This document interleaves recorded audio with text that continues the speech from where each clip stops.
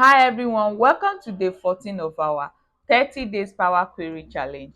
And in today's challenge, we are going to be talking about grouping, how to group. Yesterday we talked about how to use add column function to create new insight from our data. So today we are going into a very super useful feature, which is grouping data.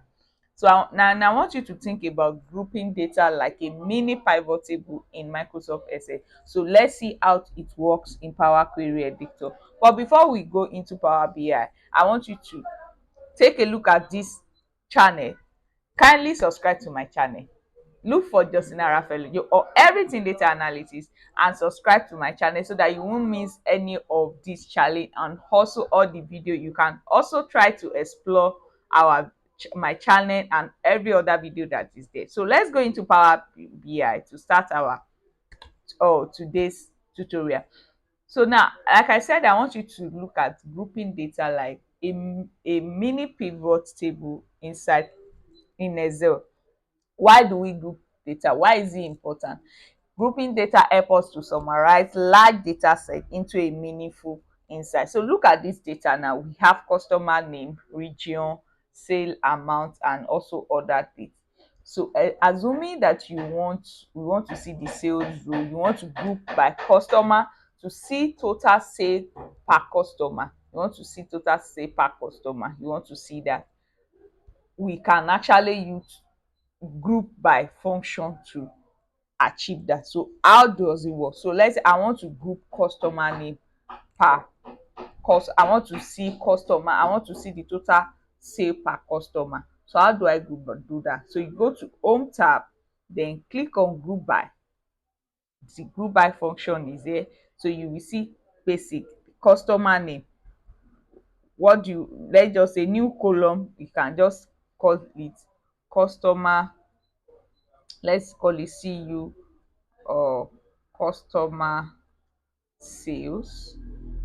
Then row, I want to see the sum of sales per customer. So sales amount, column will be sales amount, where we are doing our operator will be sales amount column. Then click OK. You can see now that you've seen customer name, customer sale, customer per sale. You can see now, we see, and now these are the total number of customer, and we see their sale, the sales amount for each of these customer. So let's assume I want to do it by region too. You see, go to the same way, go to home tab, then click on group by, then region, then I want to see the maybe average sales of each region. You can do different an operation there. So these are the average sales of each region. These are the average sales of each region. So let's say that we want to do it more or for multiple column. Let's say I want to see average sale for each customer and region together. Again, go to group by, then I will click on advanced. Then the first one is region, then the second one is customer. Then you can give it, you can give it a new, you can rename your new column. Then average for sales. You can see that you can perform different analysis here, different operation. Then you click OK. You can see now this is the average sale per each region per customer. Average sale per each region per customer. You can decide to sort by, you can decide to do, you can decide to sort by. So for you to know how to use sort, how to sort in Power Query Editor, you can check the 6 or tutorial on how to use sort by function.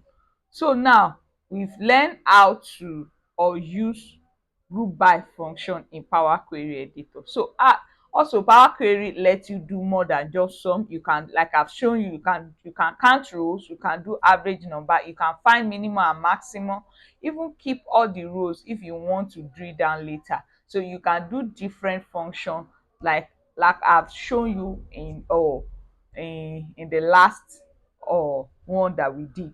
So you can do different option in this. If I go back to this now, and you can see what I'm telling you: sum, average, median, mean, maximum. You can do different operation in Power Query using when you are using group by function. Today we've learned how to group data by one or more column. It's also learn how to summarize with sum, count, average, and also how grouping help you to turn detailed data into a meaningful summary. Now is your turn. Take the data set and also try grouping.